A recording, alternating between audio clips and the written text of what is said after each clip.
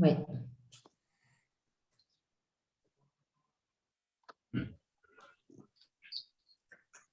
Bonsoir à tous. Ça y est, je crois qu'on est en direct sur Facebook. Donc, merci de vous retrouver ce soir avec Éric Dudoit, qui nous fait encore l'amitié d'être avec nous. Et en ce jour assez emblématique des hommes, puisqu'on fête les papas. Et pour le point rose, ces papas ont une grande importance parce qu'ils sont souvent plus discrets, un peu plus en retrait par rapport aux mamans. Et en même temps, leur vécu de leur paternité, quelle que soit la durée de la paternité qu'ils ont pu avoir avec leur enfant, ils la vivent tout aussi inconditionnellement, sans toujours avoir l'espace d'expression de cette paternité. Donc, je trouvais vraiment important d'en parler ce soir. Et Eric, tu as proposé d'élargir la thématique à l'éternel masculin et j'ai trouvé ça vraiment formidable parce que c'est vrai qu'on parle beaucoup de l'éternel féminin, c'est un peu à la mode, on a beaucoup de conférences et j'en suis moi-même ravie évidemment. Mais en même temps, c'est important aussi peut-être de ne pas complètement oublier l'éternel masculin et puis peut-être de prendre conscience aussi de tous les clichés, les constructions, les stéréotypes qui peuvent peser sur les hommes comme sur les femmes et qui du coup rajoutent une couche parfois de difficulté dans le vécu des épreuves de la vie parce que la société nous impose ou par injonction, nous donne des rôles, des attitudes qui seraient celles d'un homme, celles d'une femme. Et souvent les papas, notamment les papas qui vivent l'épreuve et le malheur de perdre un bébé, dans les témoignages que l'on reçoit, souvent à ces papas, avant même de leur présenter par de la compassion et d'accueillir leur peine, on leur dit « soyez forts pour votre femme, soyez forts pour la maman ». Comme si leur propre souffrance, on pouvait passer à l'étape d'après qui était d'assurer pour la maman, la famille. Et je trouve ça particulièrement injuste parce que on nous plaint un peu plus les mamans et donc on nous crée un espace d'accueil de notre souffrance quand même un peu plus permissive. Et je trouvais vraiment important que tu nous apportes ton éclairage et que tu essaies de nous montrer d'où ça vient et comment on peut se créer cet espace soi-même quand il ne nous est pas forcément attribué tout de suite. Merci beaucoup. En pensant ce que j'allais raconter, alors en fait, je pense ce que je raconte, je le réfléchis pas forcément. Pour moi, il y a une distinction entre réfléchir et penser. Penser, c'est avec un E et avec un A. Réfléchir, c'est un peu comme la Lune qui réfléchit les rayons du soleil et qui fait qu'on la voit éclairer alors qu'elle n'éclaire pas elle-même. Alors, je peux à la fac ou ailleurs essayer de réfléchir un peu, mais je me suis rendu compte que répéter de manière année ce que d'autres ont dit, ça va, mais ça va. Donc, je vais essayer de ne pas rentrer un petit peu dans ce que d'autres ont dit. Je sais que d'autres ont dit des choses extrêmement belles, extrêmement fortes, et notamment au niveau que ce soit des philosophes, au niveau des sociologues, des psychologues, etc. Je ne ferai pas l'impasse sur Jung, ça c'est pas possible, mais on verra. Et on va rentrer de suite dans le sujet de ce qui me semble important ce jour, en 2021, c'est de l'homme maltraitant à l'homme maltraité. Et on voit dans les situations modernes, dans nos médias, quels qu'ils soient, qu'il y a des hommes qui continuent de maltraiter l'éternel féminin. Alors c'est peut-être quelque chose qui vient là témoigner non pas d'une bêtise de l'être humain, mais d'une jeunesse de certains êtres humains. Alors ça les excuse pas, loin de là, mais certains ont oublié que le seul vaisseau qui nous permettait d'advenir sur cette terre, c'était le vaisseau mère. Alors je fais des jeux de mots avec la science-fiction, mais si on n'a pas de maman, jusqu'à preuve du contraire, on n'arrive pas jusqu'ici. Alors peut-être que dans quelques années, nous disent les livres de science-fiction ou autres, on ne pourra arriver jusqu'ici. J'allais dire dans quel état, parce que ce qui se passe dans le ventre d'une maman, c'est quelque chose qui révèle et qui relève, les deux mots sont justes, de quelque chose qui est de l'ordre de l'initiation, du passage, de la symbolique, de choses extrêmement fortes et, et qu'à l'heure actuelle, notre civilisation ne connaît pas tout à fait. On sait, moi j'ai appris à l'université qu'il fallait que les gamètes se divisent, qu'il fallait des méioses, des mitoses, la morula, etc. Mais je ne pense pas que ça draine la vie. Je pense que ça parle quelque chose qui est une construction du corps, mais ça ne nous parle pas comment le corps est construit. Alors, comme d'habitude, comme je suis un casse-pied, je vais prendre cette question-là du masculin maltraitant qui ne comprend pas l'éternel féminin. Mais en fait, ce qu'il ne comprend pas, comme le dit Jung, ce n'est pas l'autre. Ce qu'il ne comprend pas, c'est ce qu'il y a à l'intérieur de lui. C'est son propre anima. Il en a peur. Et même Lacan va nous dire, ça me fait flipper cette histoire-là. Quand je regarde le sexe d'une femme, je regarde une vulve, je ne peux pas sortir de ce trou-là, ce cloaque. Et on voit dans la littérature, que ce soit chez les romantiques avec John Keats ou autres, ou que ce soit encore dans la littérature philosophique, cette question-là, quand même, que nous, les mecs, on arrive du féminin, et c'est quand même bien chiant. Parce qu'on a tout fait depuis 2000 années à peu près, peut-être un peu plus, pour que l'éternel féminin ne la ramène pas trop. Alors, il n'y a pas de jugement dans ce que je dis, hein. Il y a simplement un constat, c'est-à-dire que, contrairement à ce qu'on pense, nous autres en Occident, c'est facile de dire c'est la faute de l'islam, c'est la faute du judaïsme. Je rappellerai juste l'épître aux Romains chez les catholiques, chez les protestants, donc chez tous ceux et les orthodoxes. Femme, tu seras soumise à ton homme. C'est pas moi qui l'invente, c'est Paul.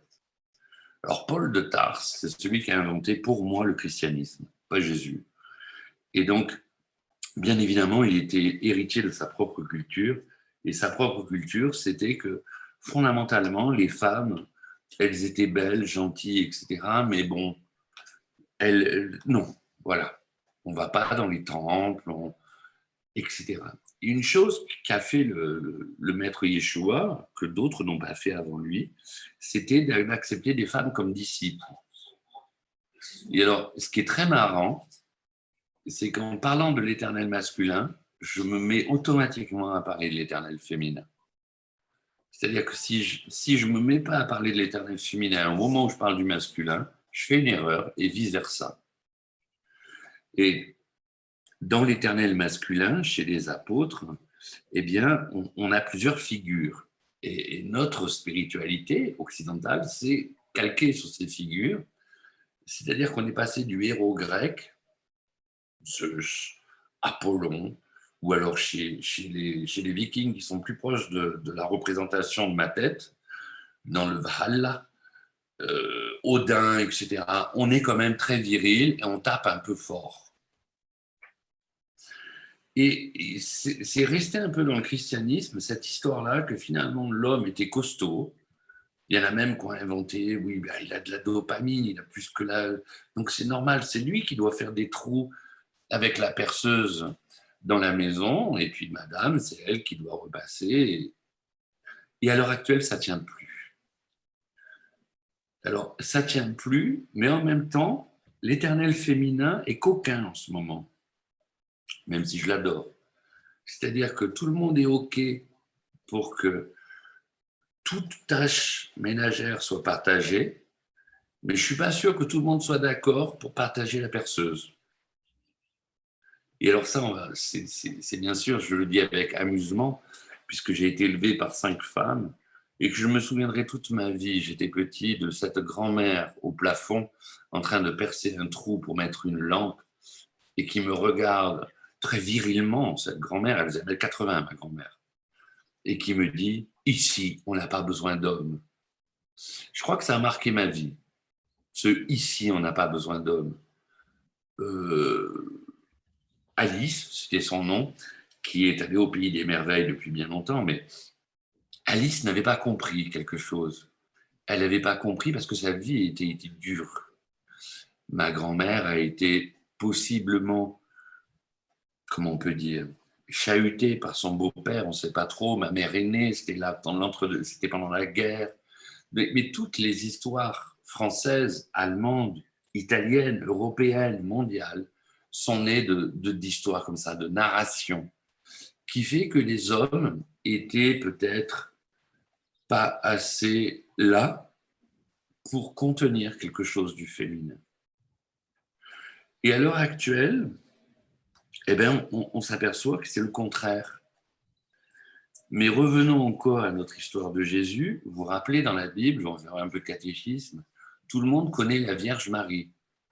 D'ailleurs, c'est un archétype. C'est une Vierge et c'est Marie. C'est le double, entre guillemets, du Christ au niveau de sa valeur d'avatar, au niveau de son incarnation. Vous avez remarqué la place de Joseph?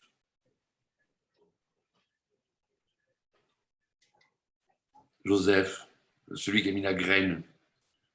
Tout le monde s'en fout. C'est-à-dire que dans une crèche, on met Joseph parce qu'on se dit quand même, à l'époque, il devait y avoir un type. Et pendant des siècles, les théologiens ont dit, il n'a même pas mis la graine. Et en gros, le type était là, il ne servait à rien. Et tout ça dans une civilisation de mecs. C'est pas étonnant. Moi, ça m'étonnerait toujours. Et quand on sait la véridique, oui, l'histoire vraie de Joseph, c'est-à-dire que heureusement qu'il a mis la graine, comme dit l'autre, parce que quand même, on ne fait pas de magie, on suit des lois. Et il a mis la graine parce que c'est important au niveau mystique, au niveau spirituel, c'est que celui qui met la graine, bien évidemment, on va vous dire, il met XY, l'autre met XX, donc oui, mais on s'en fout. L'important, c'est que c'est lui qui met la mémoire. Et ça, c'est fou, parce que personne ne le dit. Moi, je l'enseigne à la fac de médecine, ils me prennent pour un gaga. Je leur dis, c'est quand même le garçon qui va faire quelque chose au niveau de l'atome germe. Alors, je ne le tiens pas du ciel, hein, tout ça. Je le tiens d'autres écrits. Et l'écrit le plus proche de moi qui dit ça, c'est Daniel Meroy. Mais il y en a plein d'autres. Mais ce qui est intéressant, c'est de voir que l'éternel masculin, il peut être extrêmement absent, et il l'est, dans beaucoup de civilisations, dans les débuts de la vie psychique d'un enfant. Mais c'est lui qui va permettre l'accrochage de l'atome germe. C'est-à-dire que c'est lui qui permet à l'ovule d'avoir quelque chose qu'on pourra appeler une âme plus tard. C'est pas mal ça quand même, pour un mec qui sert à rien. Et ça, j'aime bien. J'aime bien me souvenir de Joseph. Moi, quand j'étais au catéchisme, je m'en foutais complètement de Joseph. Je sais pas vous, mais on disait même Saint Joseph. Je disais, mais pourquoi Saint? Il n'a rien fait, le garçon. Mais bon, il était sanctifié par le Seigneur. Mais ce qui m'a plu vraiment, c'est après de m'interroger sur les disciples. Vous voyez, les 108, enfin, on va dire les 12 pour l'Église, ils sont là. Et alors, il y a plusieurs groupes dans les disciples. Vous avez le disciple mâle terroriste un peu, version Daesh. Jacques, le majeur, bien sûr, Pierre. Alors eux, dès que Jésus dit à une femme, viens, enlève ton voile et écoute, eux, ils disent non. Ils disent non, là, Rabbi, ça ne va pas du tout. Quand même, c'est une histoire de mec, quoi. Puis pareil dans le village essénien. Hein, je ne sais pas si vous connaissez les Esséniens, on ne va pas faire un cours sur les Esséniens, mais ils ont une vision de la purification, de la déification qui est très masculine. Il n'y a pas de femme.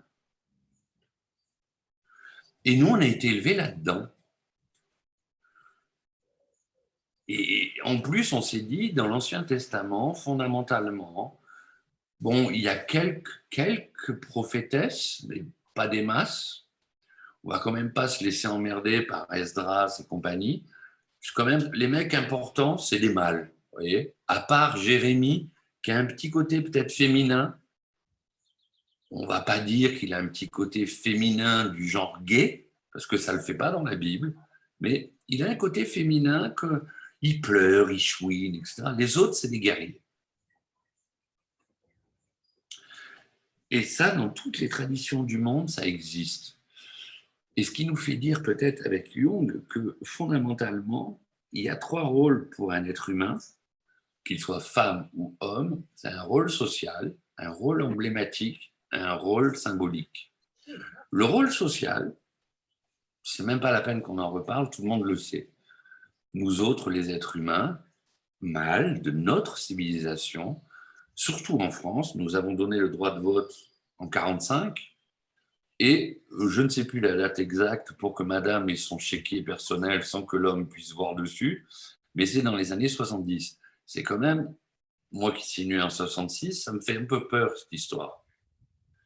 Mais en même temps, maintenant que ma vie s'est un petit peu passée et que je regarde comment la vie de mes amis, étudiants ou autres plus jeunes se passe, j'ai l'impression que l'éternel féminin a une petite dent contre l'éternel masculin. Comme ça. C'est-à-dire, comme s'il y avait un balancier cosmique, ou vous l'appelez comme vous voulez, social. Vous savez, il y a une société qui va, elle va monter à son paroxysme, puis elle va redescendre comme ça. Eh bien, il semblerait que l'homme masculin, là, en ce moment, c'est le moment des baffes. Pas de chance, hein, on est né à cette époque-là, mais c'est peut-être pas pour rien non plus. Et le moment des baffes, c'est tous les mouvements qu'on a à l'heure actuelle, qui sont des mouvements extrêmement orientés sexuellement. C'est-à-dire qu'il y a une confusion énorme dans notre monde, alors qu'on veut s'en extraire, entre le sexe et le genre. Moi, Eric, j'ai un sexe masculin, je crois, enfin, je pense, je vérifierai tout à l'heure, et pour autant, j'ai un métier féminin. Et pour autant, je caquette comme une femme. C'est-à-dire que pour d'autres copains qui, eux, ont choisi d'être plus du côté des mathématiques, de choses assez viriles quand même, on ne fait pas de philosophie, quoi. Il y a toujours cette tension-là qui est extrêmement grande entre les deux. Et pour moi, ce qui me semble important, c'est les humoristes. C'est-à-dire, dans toutes les civilisations, si vous voulez savoir comment va une civilisation, ce n'est pas forcément les philosophes qu'il faut lire, mais c'est les humoristes qu'il faut entendre. Parce que eux, ils vont nous dire des choses très crues, mais très vraies. Et dans les choses très crues, mais très vraies, c'est que l'homme moderne, il ne sait pas ce qu'il est. Il doit être sensible, pleurer, réconforter, être une sorte d'objet. Alors, en psychanalyse, on dirait un objet de médiation malléable, vous voyez, de la pâte à modeler. C'est-à-dire que de 8h à 9h, il faut qu'il soit sensible, quand même. On ne sait jamais ce qui peut arriver aux alentours d'un lit. Mais à partir de 9h, c'est le mec, quand même. Tu te lèves et tu protèges. Et donc, ça demande, mais c'est génial, hein, ça demande à l'être humain masculin de faire un travail sur lui qui est énorme, qu'il n'a jamais fait. Il doit, dans la même vie, être Jean, l'apôtre, qui avait quelqu'un qui avait tellement de littérature, tellement d'harmonique à l'intérieur de lui qu'il était très proche de l'éternel féminin, et en même temps, d'être aussi bourru que Pierre ou Jacques. Et donc, on se retrouve avec des bonhommes, moi par exemple, quand je suis à l'hôpital, les gens, s'ils ne savent pas mon métier, ils disent de suite, quand je leur demande, brancardier. Et je vous promets que c'est vrai. La plupart des gens me disent, vous êtes brancardier. Alors, quand ils sont un peu sympas avec moi, parce qu'ils se disent quand même, il y a peut-être un éclair dans sa vision, ils se disent, il est kiné, le garçon. Mais personne ne va dire, il est psychologue. Ça veut bien dire qu'à l'intérieur de nous, il continue à se tramer des choses que nos médias ignorent et qui s'appelle l'inconscient, et notamment l'animus et l'anima chez Jung. Moi, homme, je vais être confronté toute ma vie à l'anima. Or, bien évidemment, l'anima extérieur. C'est tout un poème, on ne rentrera pas là-dedans. Mais le vrai poème, ce n'est pas l'anima extérieur, c'est l'anima intérieur. C'est qu'est-ce que je fais de cet amour pour elle, tout en sachant que elle, je n'y ai pas accès, si ce n'est à devenir moi-même en confrontation avec mon anima. Mais mon moi, mon identité, ma structuration sociale, fait que je n'ai pas envie de ça, ça me fait peur. Est-ce que tu peux nous préciser anima, animus? Ah oui. Alors, l'anima, c'est l'éternel féminin chez l'homme, et l'animus, c'est l'éternel masculin chez la femme. C'est-à-dire qu'en fait, mais même chez Freud, hein, nous autres, les êtres humains, on n'est pas si sexués que ça. Notre corps, oui. Hein, ça, Et encore, il faut savoir qu'il y a de la testostérone dans le cerveau des femmes. Peu de gens le savent, mais quand on connaît les femmes, on comprend bien qu'elles peuvent être les guerrières au bouclier. Vous voyez ce que je veux dire? C'est-à-dire que nous autres, les mecs, en dehors de notre foyer, on peut faire les malins. Généralement, dans notre foyer, on est beaucoup plus amen. Et si on n'est pas amen, c'est là le conflit. Et c'est là où il peut y avoir justement cet homme maltraitant. Parce que quand il n'y a plus de mots pour se dire les choses, quand on n'a plus la symbolique du langage, eh bien, il vient la symbolique du corps. Et la symbolique du corps, c'est une réelle danse, c'est un beau jeu. C'est le jeu J-E-U-X-D de Sarasvati, de Shiva, mais ça peut être aussi un jeu extrêmement guerrier.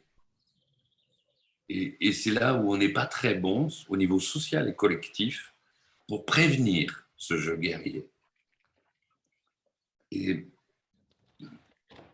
en fait, que ce soit l'éternel masculin ou l'éternel féminin, qu'il se loge dans la femme ou qu'il se loge dans l'homme au niveau du sexe de l'homme et de la femme, ça ne change pas grand-chose.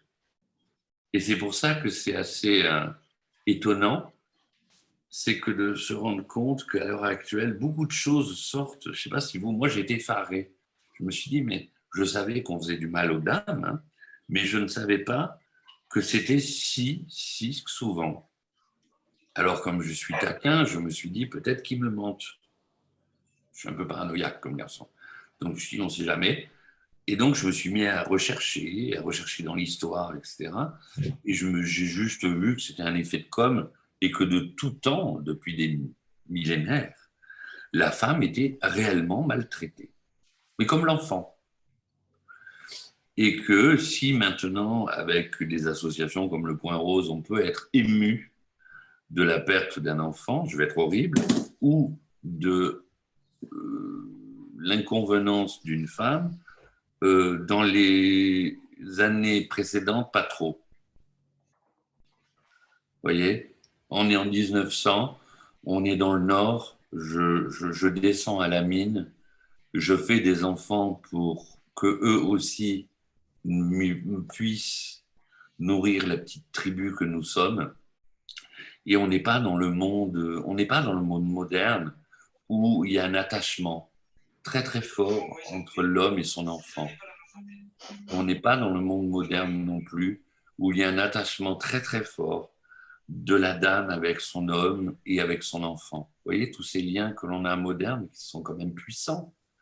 Eh bien, dans les mondes anciens, ou du moins dans nos civilisations plus anciennes, ils ne sont pas si forts que ça. Et ce que je n'aime pas dans notre monde moderne, c'est ce mensonge. Ça me fait penser au mensonge qu'on a mis à un moment donné pour nous faire croire qu'on était passé d'une certaine société à une autre. Il faut faire attention, vraiment, entre la distinction entre un symbole et un emblème. Un symbole, c'est éternel. Ça renvoie à un archétype, ça renvoie avec quelque chose de notre construction psychique. Anima, animus. dans l'animal animus, il y a plusieurs gradations. On peut jouer avec ça, hein, les post-jungiens l'ont fait. Et on voit bien l'homme, au départ, il est très rustre, et puis de plus en plus, il va s'affiner jusqu'à devenir un sage, un père. J'en veux pour preuve ma propre vie. Quand j'étais jeune professeur à l'université à 30 ans, je n'avais pas le même rapport avec les étudiantes que maintenant. Ça ne veut pas dire que j'étais en train de les draguer, hein, ça n'a rien à voir, ou qu'elles étaient en train de me draguer. Ça veut dire que la représentation n'était pas la même. Là, maintenant, je fais figure de sage. Et cette figure de sage va faire que la libido de l'autre va être différente. Quand je parle de libido, je parle d'énergie. Quand je parle d'énergie, je pense de façon d'occuper le champ relationnel.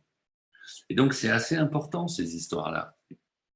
C'est que dans notre monde moderne, si l'homme n'occupe plus le champ relationnel de celui qui tient les rênes, vous l'écrivez comme vous voulez, rênes, hein, la question c'est qui tient les rênes? Et j'adore ce mouvement moderne qui nous dit peut-être que ce qui tient les rênes pourrait être féminin. Et là, je dis oui, pleinement. Le seul souci, c'est qu'à l'heure actuelle, ce n'est pas le féminin. C'est l'homeless. Alors, à ne pas confondre avec l'omelette. L'homeless, c'est la femme qui se comporte comme un homme, mais qui a un sexe de femme. Ça ne change rien.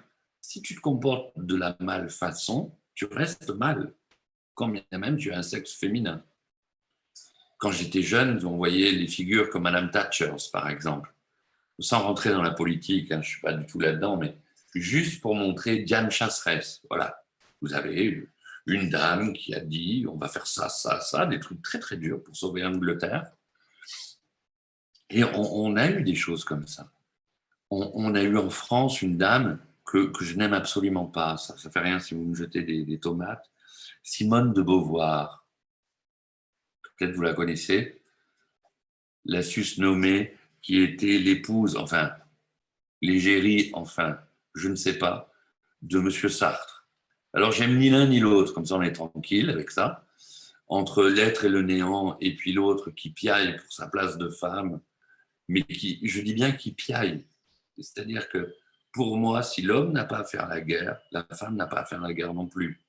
Sinon, ça n'aurait pas de sens. Et là-dessus, je reviendrai encore à la posture de Jésus ou du Bouddha, pareil, ou d'autres. Chez Mohammed, par exemple, il faut savoir que s'il n'y avait pas eu la veuve, c'est-à-dire une femme plus âgée que lui, qui le recueille, etc., il n'y aurait pas eu Mohammed. Donc pas de Coran. Donc c'est quand même assez important, cette histoire-là. C'est-à-dire une religion qui est autre que celle décrite par nos instances médiatiques, qui est une vraie religion, avec toute sa culture, sa beauté, sa grandeur, etc., ne rejette pas la femme. C'est pareil pour les mystiques juives. Il faut faire toujours une distinction entre les sages de ces cultures-là et les prescriptions étatiques ou les prescriptions sociales. Je vous rappelle qu'avant Vatican II, mesdames, vous deviez rentrer à l'église coiffée. Alors, pas coiffée avec un chapeau. Vous voyez ? Et si vous allez au Vatican, vous promenez, on vous couvrira les épaules, madame Nathalie Paoli, car c'est pas. Donc, vous voyez, toutes ces choses-là pèsent encore de manière inconsciente sur nous.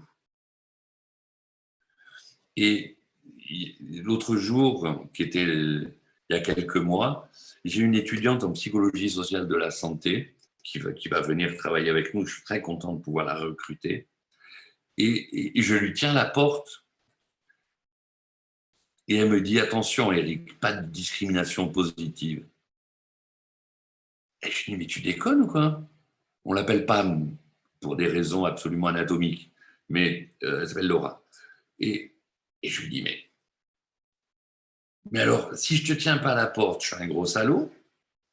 Si je te tiens la porte, il y a une discrimination positive, qu'est-ce que je fais? Je deviens la porte? Comment ça se passe? Et c'est ça le problème de l'éternel masculin. C'est qu'on ne sait plus. Je ne sais plus. Quand je regarde un film et je vois un chien mourir, ça peut me faire pleurer. Je ne sais plus s'il faut que je pleure ou pas. Et c'est pas, c'est véridique. C'est-à-dire que quand je suis avec des groupes d'amis ou etc., quand on n'est qu'entre mecs, parce que j'ai eu une période de ma vie où j'ai fréquenté des, on va dire des groupes humains où on n'était qu'entre mecs. Et alors, moi, j'aime bien foutre le bazar à chaque fois. Je disais, mais pourquoi il n'y a pas de filles avec nous? Parce que quand même, je vous rappelle que l'Europe nous oblige à avoir des filles avec nous. Et alors, la réponse des types, on est en 2012, hein. On n'est pas en 2012. La réponse de ces messieurs, qui étaient tous des gens qui avaient une certaine situation, c'est pas de femmes, parce que quand il y a une femme, ça met le bazar. Alors je leur dis, ah bon? Et quel bazar ça met? Ben, tu sais bien, Eric. Je dis, ben non. Ben, s'il y en a une, on va tous vouloir la conquérir, etc. Et alors je leur dis, ben oui, c'est normal quand même. On va pas... C'est moi qui vais gagner d'ailleurs, les gars. Et vous voyez, cette sorte de truc. Mais c'est incroyable. On est en 2012. Et je sais qu'à l'heure actuelle, puisque j'ai encore des potes qui font partie de ce truc, ils n'ont pas bougé. C'est-à-dire qu'ils sont hors la loi au niveau européen pour pouvoir vivre leurs petites choses symboliques, mais sans femme. Et quand on interroge les dames de ces messieurs, elles sont très contentes que ces messieurs sortent entre eux. Et vous voyez ce qui s'est développé dans une époque que moi, je ne connaissais pas, c'est que maintenant, les femmes sortent entre elles. Vous avez remarqué? Avant, elles ne faisaient pas. Maintenant, elles font comme nous, elles sortent entre elles. Alors, c'est fait pour nous rassurer au au niveau de transmission de fluide, on va dire ça comme ça. Et donc, ça nous rassure. Elles sont entre filles, elles ne vont pas faire de bêtises. On est entre mecs, on ne va pas faire de bêtises. Mais on est comme au rocher d'Abraham, c'est-à-dire qu'on met les femmes et les hommes de chaque côté. On n'a toujours rien compris. On est toujours bête. Parce que ce qui serait vraiment génial, c'est de pouvoir être ensemble et de regarder nos pulsions. Oui, quand je suis en compagnie de femmes. Plus jeune, c'était plus terrible. Maintenant, ça va un peu mieux. Il y a des choses qui se passent qui ne se passent pas quand je suis en compagnie d'hommes. L'éternel masculin n'a rien à craindre ni à avoir peur des femmes. Et il en est de même pour l'éternel féminin. Je vous rappelle quand même que l'invention de la fête des mères, c'est Vichy. Au niveau démocratique, c'est pas mal quand même. On ne va pas rentrer là-dedans. Mais la fête des mères, c'est famille, travail, patrie. Et la fête des pères, c'est d'un coup des mecs dans les années 80 qui se sont dit putain, l'égalité des sexes. Eh bien, je vais être très réac, il n'y a pas d'égalité des sexes. Il y a des égalités d'âme, oui. Une dame doit gagner autant qu'un monsieur, etc., etc., etc. Pas de souci. Mais une dame qui penserait comme un homme, ça m'inquiète, et un homme qui pense comme une dame, ça m'inquiète. Sauf s'il est totalement conscient d'être de ce côté-là. Et ça, c'est beau dans notre nouvelle génération. C'est qu'on se rencontre avec les jeunes qui viennent, c'est qu'on ne sait plus qui est qui. Moi, j'adore ça. Alors toi, tu es né Antoine et tu t'appelles Brigitte. OK. Et comment ça se passe? Et puis plein de choses comme ça. Je sais pas si moi, j'adore. Parce que l'éternel masculin et l'éternel féminin commencent à devenir autre chose que deux parties du moi séparées. Alors ça, Jung, il n'avait pas pensé, le pauvre, il est mort en 1960. Puis si on avait dit à Jung, écoute, tu vas connaître Antoine, il est devenu Brigitte, je suis sûr qu'il aurait rigolé, il nous a dit, il faut étudier ça, il nous aurait dit. Et vice-versa. Mais ça veut dire qu'il y a quelque chose qui se passe dans notre société qui est bigrement intéressant, qui est que les rôles antiques, les emblèmes que nous portions les uns les autres, moi quand j'ai appris l'ethnologie dans les années 90, j'avais des cours d'ethnologie, on nous disait, eh ben, l'homme a assumé sa priorité sur la femme parce qu'il avait accès aux outils. Et comme il est malin, il a dit aux autres, ça c'est sacré, ça ne peut pas être souillé par les menstrues, ça c'est une bonne invention quand même comme truc. Et donc les outils c'est nous. Et les outils ça sert à chasser. Donc on va chasser, nous les mecs, et puis vous allez tanner des peaux de bêtes, ce qui est quand même beaucoup plus dur. Alors, je ne sais plus si c'est d'actualité ou pas, ça c'est ce qu'on m'a enseigné il y a une trentaine d'années, mais c'est toujours resté dans ma mémoire. Et puis, peut-être vous avez vécu ça comme moi, dans toutes les réunions de famille, peut-être la réunion de famille de la fête des pères, celui qui ouvre le vin, généralement une quiquette. Je ne sais pas pourquoi. Celui qui ouvre le champagne, on lui tend la bouteille en lui disant « vas-y, parce que toi, tu as la force, tu vas le retenir, puis moi, ça me fait peur ». Et là, j'ai juste la sensation de vivre dans un film pas très bon, où on donne aux personnages des sortes de, comme ça, d'éléments, mais qui sont des éléments totalement factuels et complètement idiots. Je pense qu'une dame est totalement à même d'ouvrir une bouteille de vin, totalement à même d'ouvrir du champagne. D'ailleurs, lorsqu'elles partent ensemble, elles s'en sortent. Qu'est-ce qui se passe dans leur tête pour que quand il y a un mec, c'est à nous que ça revient? Ça, c'est une question absolument incroyable. À chaque fois, je dis non, je ne l'ouvrirai pas. D'abord, je ne bois pas de vin. Donc, tu te démerdes avec ta bouteille, ma grosse. J'enlève la grosse. Hein. Et c'est un truc qui est fou. Il y a le gigot aussi. La Alors, découpe de la viande, du gigot, ce qui est je ne voulais très... pas en parler parce que je suis végétarien. Donc, le gigot, c'est raté. Mais c'est vrai que c'est pareil. Et il y a plein de choses comme ça qui sont dans nos têtes. Et par exemple, moi, chez moi, pourtant, mon épouse est un peu une guerrière, mais ça lui est jamais venu à la tête, jamais, en 28 ans, de prendre la perceuse. Alors, je ne dis pas que c'est pas normal, etc. Mais je dis que moi, homme, ça m'est venu à la tête de laver le sol, de faire le linge, de laver la vaisselle, enfin, toutes ces choses-là. Mais à aucun moment, de l'autre côté féminin, on s'est dit, je peux bricoler. Alors, j'ai des amis plus jeunes qui me disent, non, ma femme bricole. Je dis, c'est extraordinaire. Ça veut dire que de génération en génération, ou de demi-génération en demi-génération, des choses avancent qui fait qu'il y a quelque chose qui se passe. Cette chose qui se passe, c'est qu'il y a comme une sorte de mal streaming de tout ce qui est stigmatisant du côté du genre. Et à l'heure actuelle, on se retrouve effectivement avec de plus en plus de dames qui vont utiliser des outils, vous vous rappelez en eau, et puis de plus en plus d'hommes qui vont utiliser des outils ménagers.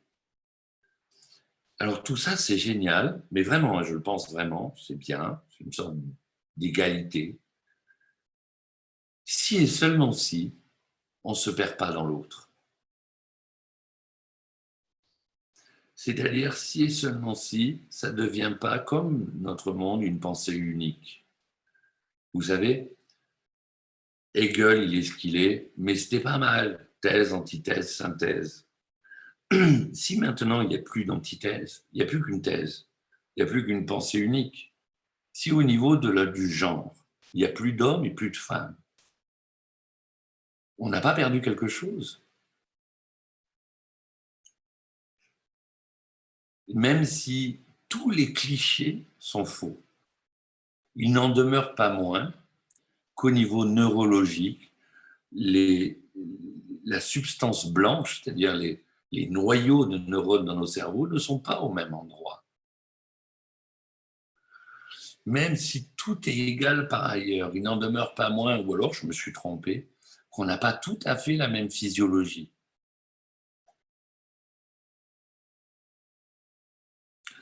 Et si toute chose était égale par ailleurs, etc., il n'en demeure pas moins que pour l'instant, l'homme n'est pas un vaisseau pour atterrir sur Terre. Et donc, on est, à mon avis, dans une phase de transition où il y a une sorte de melting pot, mais où il faut, plus tard, que nous puissions discriminer sans jugement ce qu'il est bon pour chacun d'élaborer avec son corps. Depuis quelques années où je travaille sur le corps, je me rends bien compte que lui, il envoie des signaux. Et j'ai été platonicien une grande partie de ma vie, où je me disais, le corps, il ne sert à rien, je ne sais même pas pourquoi j'en ai un. Maintenant, je sais qu'il sert à quelque chose, et il sert aussi aux discriminants sociaux. Et qu'est-ce qu'un discriminant social? C'est quelque chose qui va quand même me donner ma narrativité, qui va faire que je me sente homme.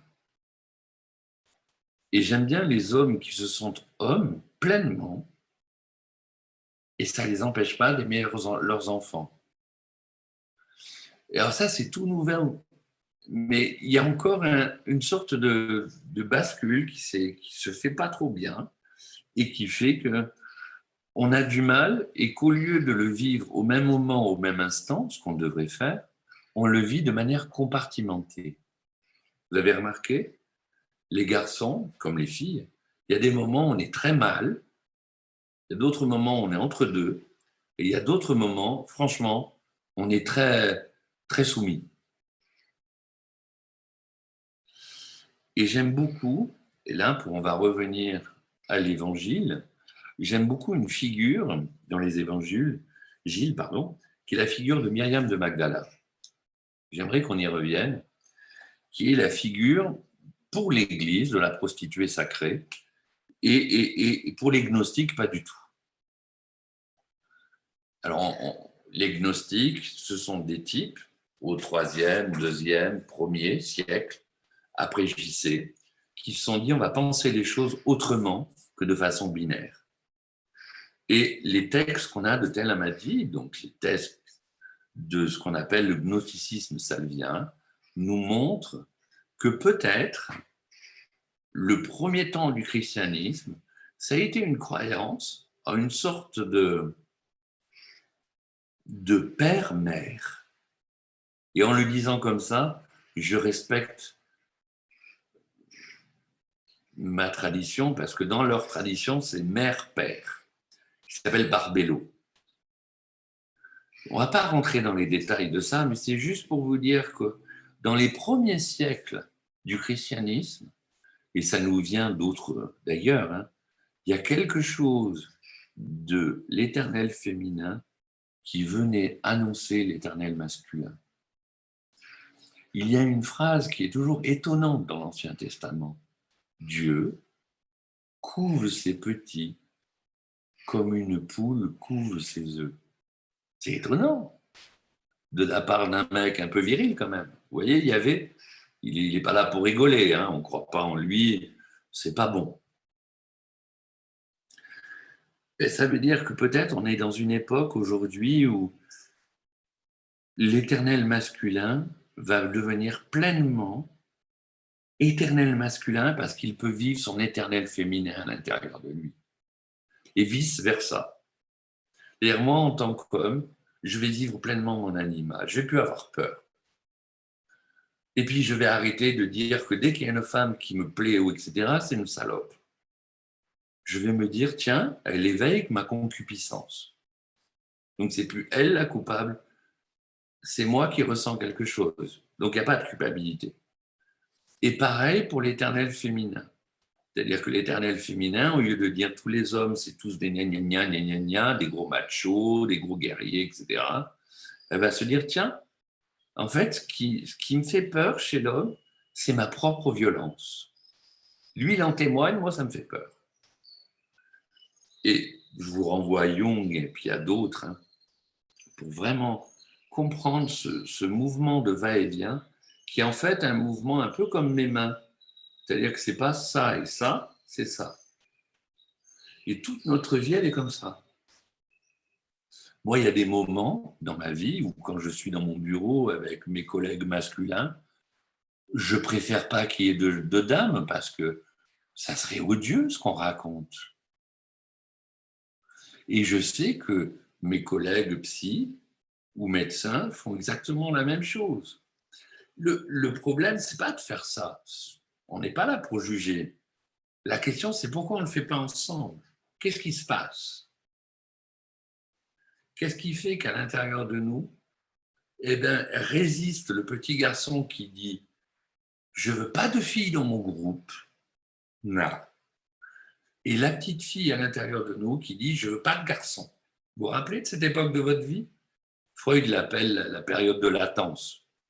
Il avait que ça à dire, mais c'est-à-dire la période où moi, en tant que petit garçon, les femmes, j'aimais pas. Pouah, caca. Et toujours, il y avait un gros bonhomme pour me dire « Tu verras plus tard ». Et pareil pour les petites filles.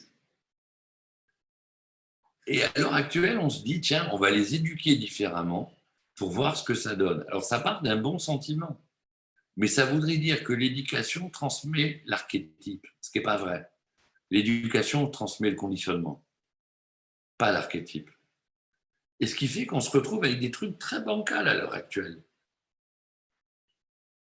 À mes petites heures, il m'arrive de regarder, ou du moins d'écouter, des séries télévisées où il y a des hommes et des femmes qui ont à peu près, je sais pas, 18-20 ans, dans Le domaine nous appartient, ou je ne sais pas quelle connerie encore. Et c'est comme Friends à l'époque. Et je regarde ça, non pas parce que c'est intéressant, parce que de vous à moi, pas trop, mais juste pour entendre ce qui se passe. Et la discussion dans ces nouveaux, je ne sais plus comment on appelle ça, euh, séries, sitcoms, c'est des discussions très sexualisées sur savoir si on doit être homosexuel, pas homosexuel, si on est transgenre, pas transgenre, si on est asexuel mais qu'on aime. C'est-à-dire qu'il y a un jeune homme qui est très beau d'ailleurs, mais très féminin, mais très beau. Et alors il aime un autre homme qui est encore plus beau, et l'autre l'aime aussi, mais l'autre, l'homme le plus beau, est obligé de faire l'amour avec d'autres hommes parce que celui qui est très beau ne peut pas faire l'amour avec l'autre. Vous m'avez suivi? C'est un truc de fou. Et sans jugement aucun, je me dis, mais au moins, bon, c'est bon, on y est. On peut mettre les choses en place. Parce que c'est quand même bien de les mettre en place. La question qui sera à révéler dans les trentaines d'années à venir, c'est comment les mettre en place et les vivre, sans que ça fasse pas trop de désordre. Alors pourquoi je parle de désordre? Parce que le but de l'homme et le but de Barbello, de la mère-père, c'est d'instaurer l'ordre. Mais pas l'ordre masculin, pas plus que l'ordre féminin, c'est d'instruire l'ordre. Et la question de l'ordre, c'est une question qui reviendra tout le temps sur le devant de la scène quand l'homme aura à se poser des questions. Peut-être que sur la scène politique, la question de l'ordre se pose à l'heure actuelle pour les mêmes raisons. Pas tant pour des raisons, comme on dit à la télé, mais pour des raisons beaucoup plus intimes, d'ordre interne. Vous voyez? Quand je suis à Marseille sur Sakakini, je n'ai pas envie qu'il y ait des policiers qui mettent des amendes à tous ces jeunes couillons qui sont sur une roue arrière en scooter. En même temps, je n'ai pas envie de les laisser faire non plus parce qu'ils me font peur, pour moi et pour les autres. Et donc, ça devient insoluble. Donc, c'est bien une question d'ordre qui est mise en place. Mais de quel ordre parle-t-on? Et c'est exactement pareil pour la fête des pères. In nomine Pater et Filio et Spiritus Sancti. il faudrait qu'on arrive à dire maintenant in nomine Mater et Filia et Spiritus Sancti. Et ça, on y arrivera. Un jour, on va y arriver. Ça ne voudra pas dire que l'éternel féminin sera plus puissant que l'éternel masculin, j'espère. Ça, on l'a déjà joué dans le temps. Tu peux nous traduire les citations en latin? Alors, au nom du Père, du Fils et du Saint-Esprit, au nom de la Mère, de la Fille et du Saint-Esprit, mais féminin. D'accord. Et tu as également distingué archétype et conditionnement dans le fait que dans l'éducation, on puisse peut-être transmettre le conditionnement, mais pas forcément l'archétype. Tu peux aussi nous préciser la différence entre les deux?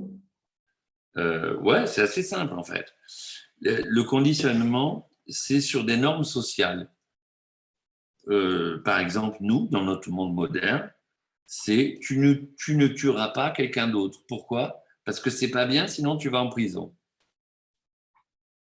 Avant, c'était un commandement provenant d'une source éternelle qui nous disait tu ne tueras point. Pourquoi? Parce qu'en tuant, tu te tues toi-même. Tu vois la distinction? C'est-à-dire qu'il y a un côté où on n'exclut pas le sacré dans toute sa dimension, et ce qui permet de rendre un éclairage différent que l'éclairage qu'on a à l'heure actuelle sur nos règles. C'est-à-dire qu'on est passé de lois à des règles.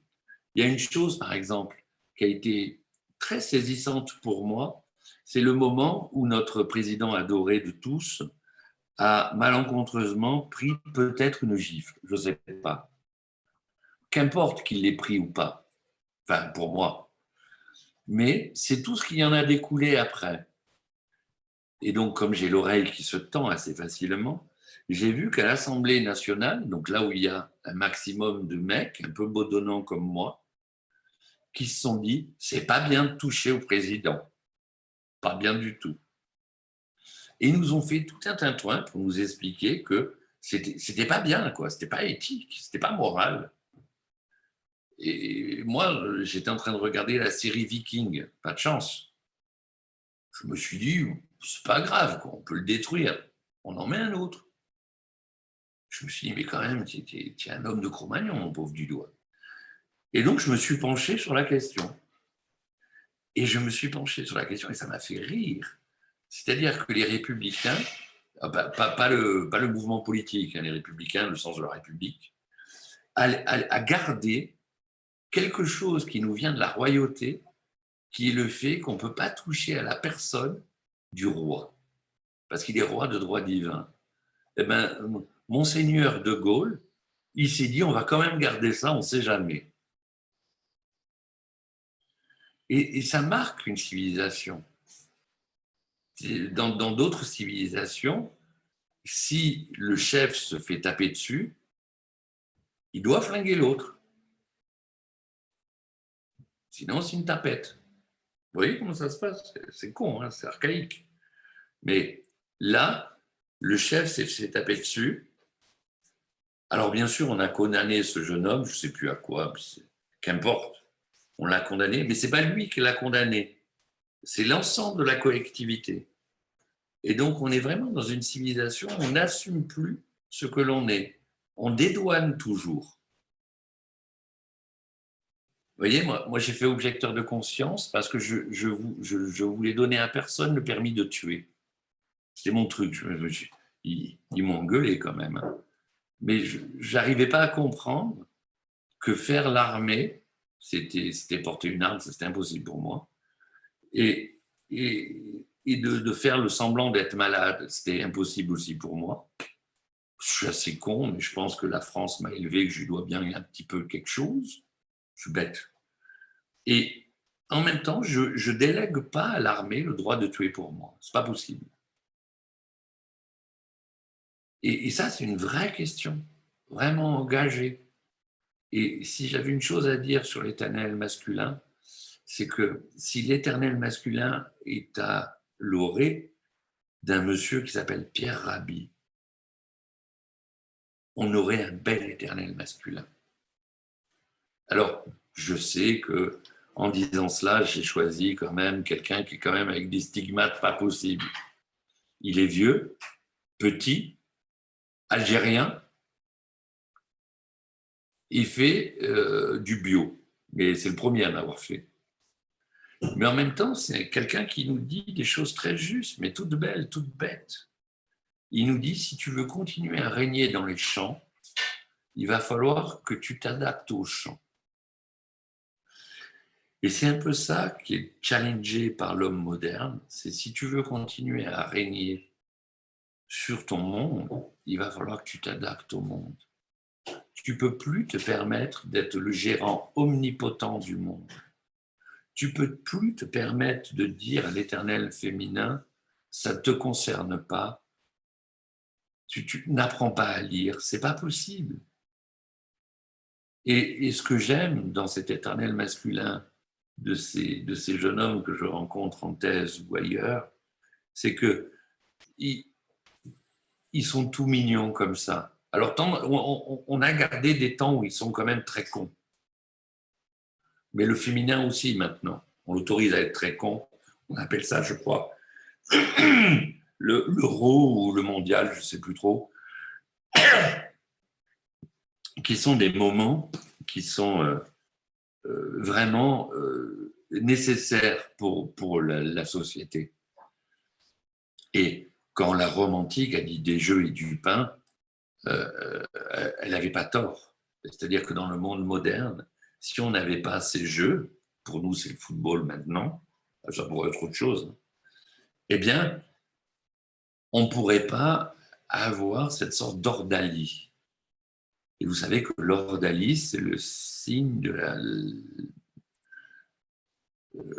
l'adolescence. L'adolescence, c'est le moment où il y a un remaniement des identités, on va dire, oedipiennes ou autres. Et donc, c'est le moment où on se pose la question de la sexuation. Et si vous avez remarqué, le sexe, ça s'écrit S-E-X-E-S, les sexes, pardon. Eh bien, vous voyez bien que c'est esse en latin, qui veut dire être, qui est sur une croix.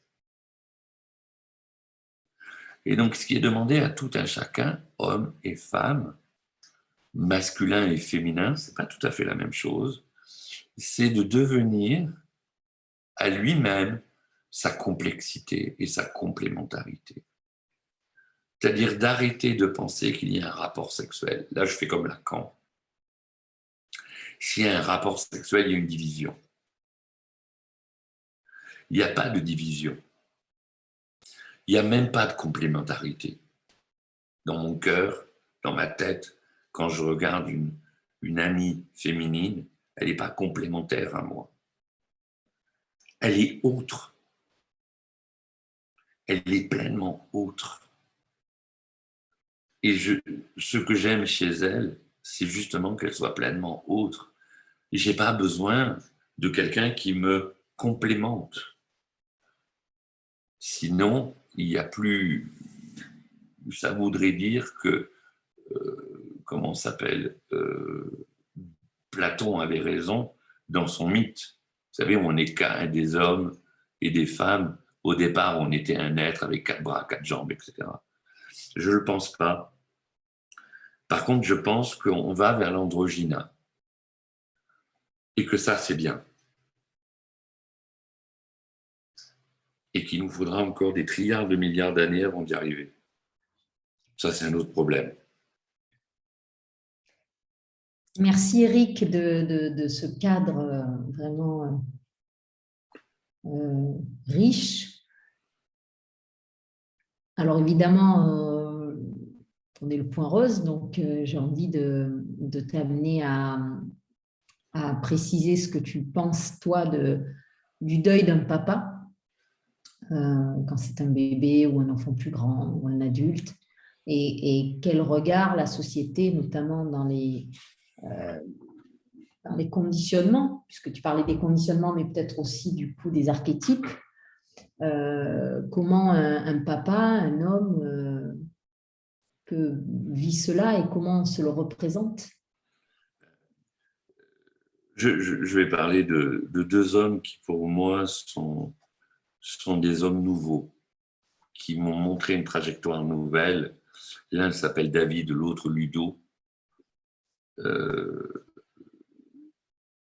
Ils disent quelque chose de leur histoire qui me semble assez impressionnante et assez intéressante, dans le sens où ils sont pleinement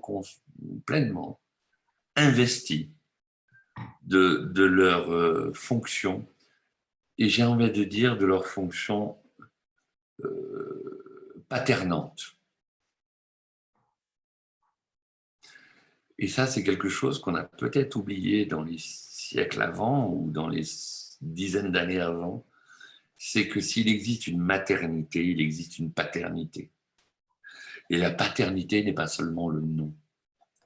Alors ça, c'est intéressant ce que tu disais au début, c'est justement que souvent, et ça nous vient de textes très religieux, hein, c'est Adam, c'est pas Ève qui nomme, c'est Adam, donc la glèbe, l'éternel masculin qui va nommer les choses. C'est pour ça que dans nos civilisations, lorsqu'on se marie, ben on prend le nom du mâle. Mais en même temps, toutes les civilisations, des religions dont je pense, christianisme, judaïsme et islam, la femme a un rôle tellement important qu'elle n'est pas dite sur la scène sociale, mais qu'elle est dite dans la scène privée. Alors ça, il va falloir être copain avec quelqu'un qui nous vient du Maghreb ou quelqu'un qui est de cette culture-là. Et vous allez voir que dans la scène privée, franchement, c'est quand même Madame qui a le devant de la scène. En ce qui concerne le deuil d'un enfant, les choses, et c'est peut-être grâce au Point Rose et à des associations comme le Point Rose, que les choses commencent à changer et qu'on commence à s'autoriser, nous, hommes, à dire quelque chose de la douleur que nous avons que de perdre notre enfant, à dire quelque chose de la douleur que nous avons de perdre même ce que d'autres considèrent comme un embryon ou un fœtus. Dans le monde moderne, les choses se parlent beaucoup plus qu'avant, mais là encore, je vais être un sacripant. Attention aux fakes.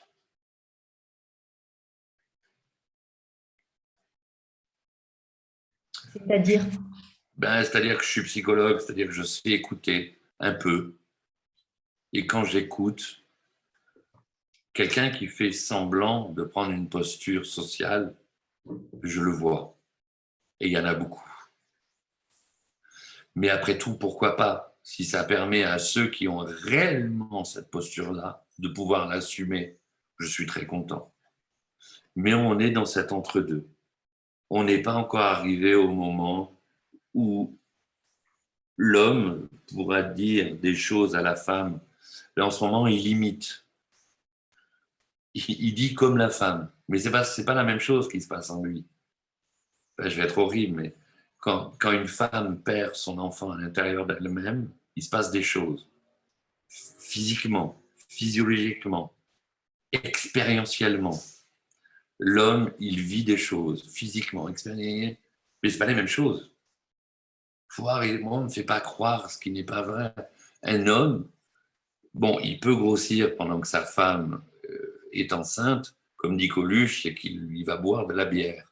Mais il n'attend pas un enfant dans sa chair. Alors, je ne veux pas revenir sur les vieux trucs. La chair d'une femme, c'est pas pareil, etc. Je ne veux pas revenir parce que c'est vrai que c'est pas pareil. Moi, j'ai appris en biologie qu'il y en avait un des deux pour être un homme, c'était le canal de Müller, l'autre le canal de Wolff qui se désintégrait. C'est pas pour rien. S'il y a un corps de lune et un corps de soleil, c'est pas pour faire un corps de mi-lune soleil. Vous voyez? Mais pourtant, on va tendre vers un corps mi-lune soleil. Je fais exprès de dire ça parce que lune soleil, c'est Ishtar, c'est Vénus. Mais il ne faut pas qu'on se raconte des histoires. On n'en est pas encore là dans notre monde. On va y arriver. Et grâce à des sociétés qui sont généralement non académiques, comme le Point Rose, qui permettent à l'homme de vivre quelque chose du féminin et qui permettent au féminin de dire « Merde, pourquoi il ne ressent pas la même chose que moi, ce grand con ?» Mais tranquille. Quand j'étais jeune, je vais vous dire un truc horrible, j'avais une petite amie, elle a avorté. Et celui qui est en face de vous, il a payé les choses. Moi, j'avais payé ma dette. Il a fallu des années plus tard que je comprenne autre chose que ça. Je le dis sans honte parce que je n'ai pas à avoir honte. Mais j'ai mal fait. Et quand je dis j'ai mal fait, j'ai mal, le mal, l'homme fait. C'est-à-dire que j'ai agi comme mes pères. Mes P-A-I-R-E, non, P-E-R-E. Alors, j'ai pas été méchant. J'ai fait ce que j'avais à faire. Je les coucounais comme je devais les coucouner, mais à l'hôpital, j'y suis pas allé. Et là, je travaille en service de palliatif et en service de soins oncologiques depuis 30 ans et je vois bien que ça bouge, qu'il y a de plus en plus d'hommes qui viennent. Mais avant, ils ne venaient pas, ces petits zouaves. Maintenant, ils viennent. Maintenant, ils arrivent même à rentrer dans mon bureau et me dire « j'ai besoin de vous ». Mais il y a 30 ans, aller dire à un mec « tu vas voir un psy », et à te dire pourquoi faire. Parce que la psyché, je vous le rappelle, c'est un miroir. Et j'aime beaucoup ce que dit un psychanalyste, Pommier, ça s'appelle Pommier le pauvre, ça peut arriver, qui dit que fondamentalement, la psychologie, c'est l'art d'apprendre à séduire une femme. C'est-à-dire que la psychologie a été inventée comme la psyché, comme ce vieux mythe, le psyché et Eros, de pouvoir comprendre quelque chose de l'éternel féminin. Et ça, j'aime bien, parce que l'éternel masculin, on le voit dans la société. Vous vous rappelez, enfin moi j'ai 55 ans, et quand j'étais jeune, je regardais les films avec Gabin et compagnie, et je regardais le salaire de la peur avec des camions. Il y avait que des hommes qui pouvaient toucher ces camions, mon Dieu, parce qu'il n'y avait pas je ne sais plus comment on appelle ça, de choses qui permettaient aux roues d'être plus facilement malléables. Conduite assistée, voilà. Et donc, il fallait que ça soit un bonhomme. Et j'ai connu le bonhomme en Marcel. Mais à l'heure actuelle, il n'y a pas longtemps, je suis allé aussi voir des hommes, ils n'avaient pas de Marcel, mais qu'est-ce qu'ils étaient testostéronés. C'est pas contre pour, c'est juste pour qu'on puisse entendre. Et que nous, les hommes qui ont été maltraitants pendant des siècles et des siècles, nous puissions échapper peut-être à être maltraités pendant des siècles et des siècles. Parce que c'est ça qui nous attend. Tu as parlé de David et de Ludovic, dans le fait qu'ils ouvraient un peu un chemin et que des associations comme la nôtre pouvaient créer un espace d'expression voilà, de leur vécu, de leur souffrance, de leur façon de vivre le deuil de leur enfant. Alors, sur Zoom, on n'est pas très nombreux. Alors, sur Facebook, je ne sais pas, mais on a Simon ici qui est là et je ne veux pas du tout le forcer à s'exprimer s'il n'a pas envie, mais en tout cas, je sais que je suis très touchée, Simon, par ce que tu partages parfois de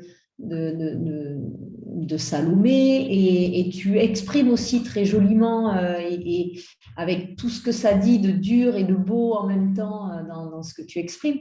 Donc voilà, je voulais peut-être soit te donner la parole, Simon, si tu te sens, soit que toi et Eric, tu puisses revenir un peu sur en quoi David, Ludovic ou Simon, dans ce que vous pouvez partager, vous ouvrez un chemin qui peut aider d'autres papas à suivre leur propre chemin, peut-être différent, mais en tout cas d'oser suivre un chemin et le partager aussi.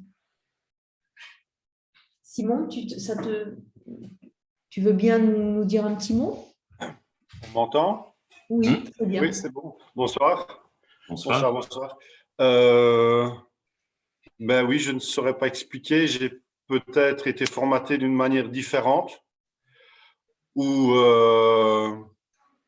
c'est vrai que j'avais un papa qui était très dur dans sa façon d'être, euh, de gérer les choses, mais on a toujours protégé la femme de manière générale. Et de ce fait, je pense qu'en grandissant, ben, je me fous de plus en plus de ce que peuvent penser les gens. Donc voilà, ma fille est décédée, je suis triste, je le dis, je n'arrête pas de le dire et je ne m'en cache pas. Je pleure au travail, voilà, et j'ai plein de collègues et tous le savent. Et voilà, et donc oui, je me focalise essentiellement, c'est vrai que je me focalise beaucoup aussi sur les dates. Et quand j'ai quelque chose à dire, je le dis. Voilà, je ne me prive plus et je le dis de la meilleure manière pour moi. Et voilà, je sais pas être plus. Je suis un peu pris de court en fait. Non, mais j'aime beaucoup ce dont tu témoignes parce que c'est le fait de dire maintenant j'ose, je me moque des contraintes sociales, entre guillemets, à ce niveau-là, et j'ose pouvoir dire quelque chose de mon émotion. J'ose pouvoir dire quelque chose de ma tristesse, de mon effondrement et de choses encore bien plus importantes quand on perd un enfant. Et que cela, en plus, tu le partages avec les autres hommes, ça me semble extrêmement important. J'essaye. J'essaye. Ici, j'ai un collègue qui a perdu son gamin de 21 ans lors d'un accident de voiture un vendredi soir. Les policiers sont arrivés à la maison et sont venus trouver le papa. C'était son premier jour de pension en plus. Voilà, monsieur, votre enfant de 21 ans est décédé dans un accident de voiture. Et j'essaye, attention ça, j'essaye d'être là le plus possible pour lui dire, et j'essaye même de l'orienter vers le point rose, hein, petit à petit. Et voilà, c'est quelque chose pour moi qu'on ne peut pas cacher, qu'on ne peut pas ignorer, et on a besoin dans ces moments-là de soutien.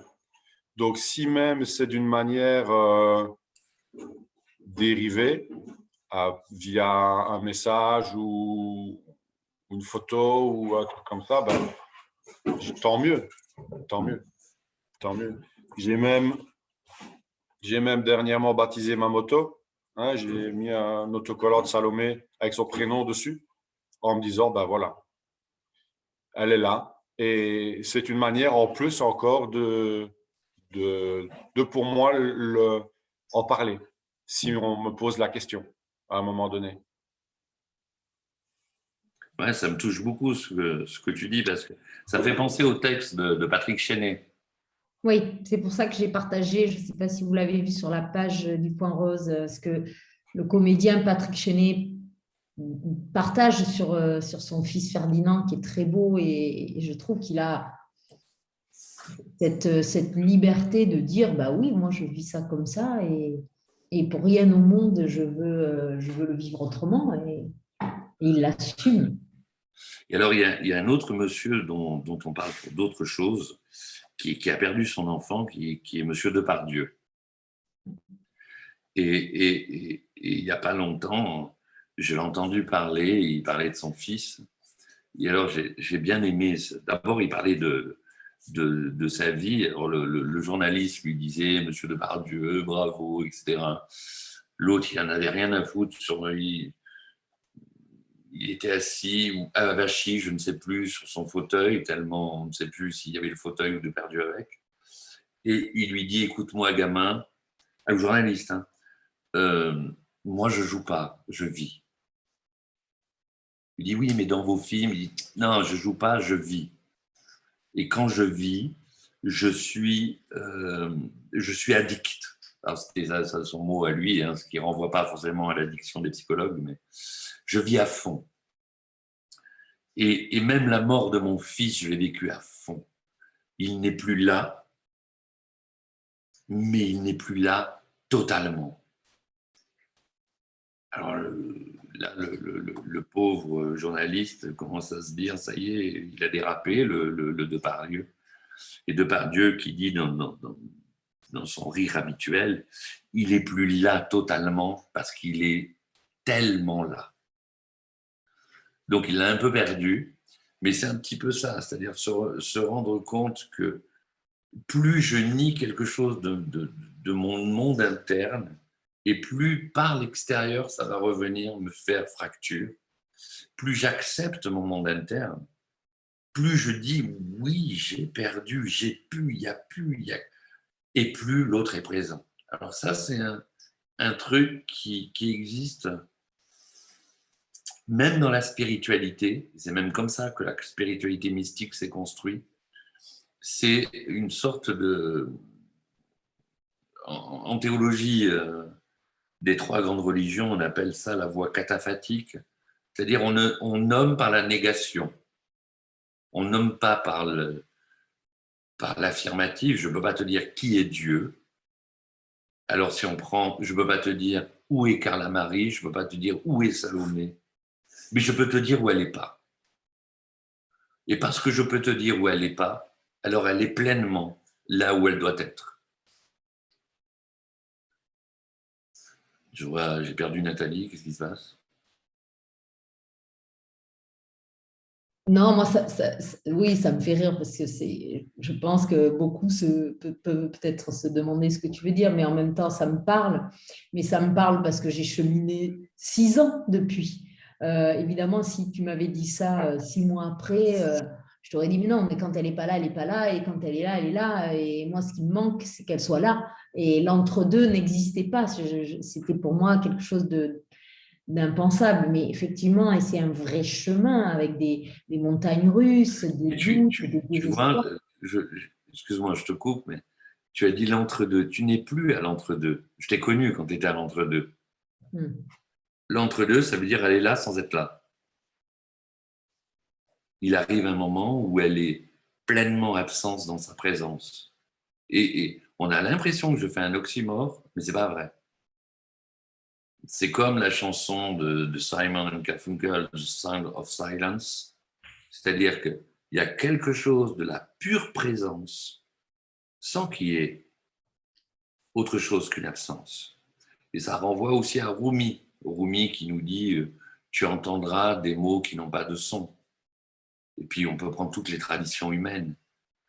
Et il se passe quelque chose au fur et à mesure dans l'éternel masculin et l'éternel féminin qui fait qu'au bout d'un moment, quelque chose d'autre advient, mais vraiment quelque chose d'autre. C'est-à-dire que ce soit Carla Marie, que ce soit Salomé, que ce soit Théo pour d'autres, ou etc., Roma, etc., on en a fini avec cette sorte d'absence-présence qui nous fait mal. Et on en vient presque à être dans cette sorte de joie qui reste triste, puisqu'on a toujours envie, une appétence pour le corps de l'autre, mais on a une joie parce qu'on sait que l'autre est. Et ça, on le rencontre que dans la mystique. Alors, je dis la mystique au sens très large du terme. Ça peut englober des aspects de la philosophie, de la sociologie, de la spiritualité, qui fait que pleinement, on est là. Bion, un psychanalyste anglais, dirait « Si tu n'hallucines pas au sens de l'hallucinose ton enfant mort, tu ne fais pas le travail. » Vous voyez, c'est un peu contraire à ce que disent les psys en règle générale. Les psys, ils te disent, il faut oublier. 1 an et demi, coupe le rideau, on enlève tout. Non, va jusqu'à presque l'halluciner. C'est-à-dire que quand tu fais quelque chose, eh ben, c'est humain. Enfin, moi, si j'avais été comme toi, j'aurais mis l'autocollant et puis j'aurais dit, t'as vu, tu es là. C'est-à-dire que ce n'est pas une absence, je parle bien à quelque chose, mais quelque chose qui est hors corps. Et je trouve que la psychologie, comme la médecine, est en plein mouvement. Et il faut qu'on arrête nos vieux concepts avec Deuil et mélancolie de Freud. J'ai beaucoup de respect pour M. Freud, mais c'est quand même 1905. Deuil et mélancolie, c'est 1913. Nous sommes en 2021, donc à moins de transformer Freud en une sorte de Jésus psychanalytique, il faut qu'on avance. Et on se rend bien compte au niveau cérébral que lorsqu'on pense à notre enfant, sur les marqueurs cérébraux, c'est-à-dire ça c'est du b.a.-ba du corps, il y a vraiment les circuits qui se font comme quand je pense que je joue au tennis. Donc il faut qu'on arrête d'être que dans le champ de la sensation et de l'émotion, qui serait plus du côté féminin, et d'aller du côté de la matière, parce que la matière, elle n'est pas ce que l'on pense qu'elle est. Elle est beaucoup plus fine, et elle est masculine. Je mets des guillemets parce que c'est une symbolisation, voire des emblèmes, pas tout à fait des symboles. Et une fois qu'on a compris ça, ça ne pose pas de souci de parler aux morts, parce qu'en fait, on ne parle pas aux morts, on parle aux vivants, ailleurs. Et je ne suis pas dans des systèmes de croyance, de dire, vous inquiétez pas, il est bien, il est... Ça appartient tout à chacun.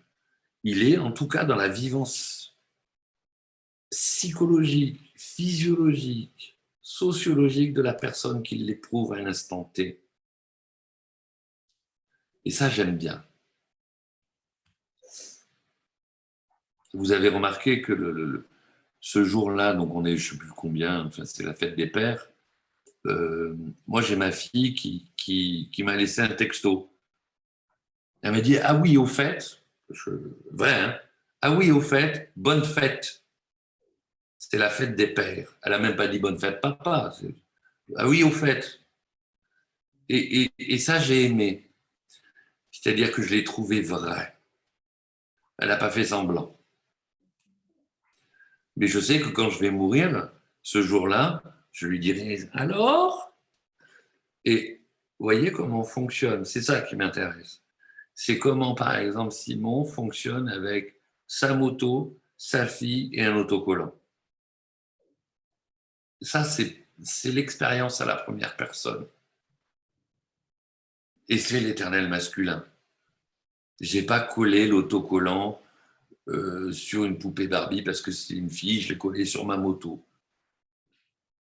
Parce que maintenant, les genres sont différents et qu'on peut être genré féminin et adorer la moto.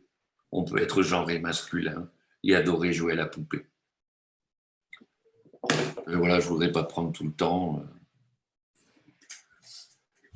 Voilà ce que m'évoquait en tout cas ce que tu m'as dit. Merci beaucoup, Eric. Est-ce que, pas trop débordé sur le temps, est-ce que parmi les présents sur ce Zoom, quelqu'un veut poser une question à Eric? Peut poser une question ou juste réagir à la conférence.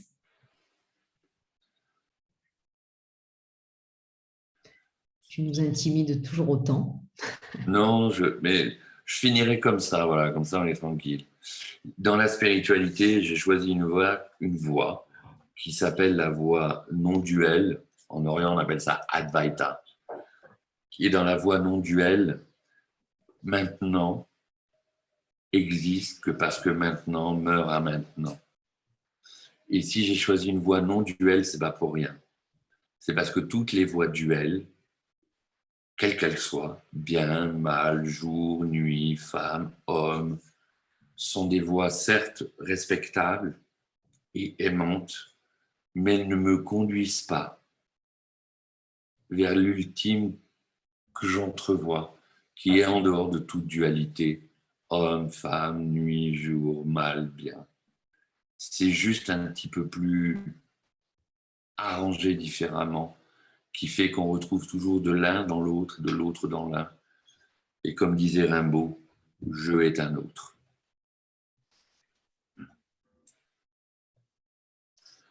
Mais sur cette belle citation, je vais te remercier, Eric, pour C'est moi qui te remercie. ce moment privilégié avec toi et remercier toutes les personnes qui nous ont suivis. Vous rappeler que vous pouvez réécouter la conférence sur la page Facebook et également sur la chaîne YouTube du Point Rose où nous la posterons dès demain.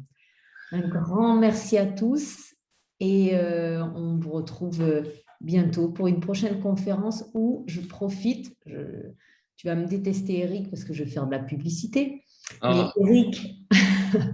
Eric a sorti un dernier livre et nous allons organiser autour de ce livre une conférence pour que tu nous en parles et je l'espère qu'on aura, nous, au sein du Point Rose, un petit stock de tes livres pour pouvoir les envoyer aux personnes dédicacées. J'ai eu cette idée avant même de t'en parler.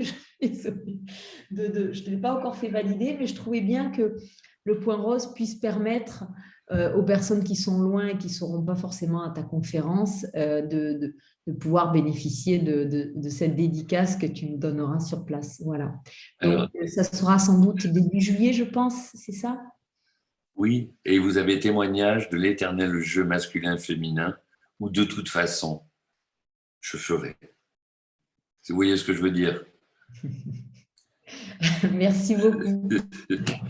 Merci au Point Rose et un grand merci à Stéphanie, Simon, Caleb, Nathalie, tout le monde. Bientôt. Merci à tous. Très bonne soirée. À bientôt. Très bonne soirée. Au revoir. Au revoir.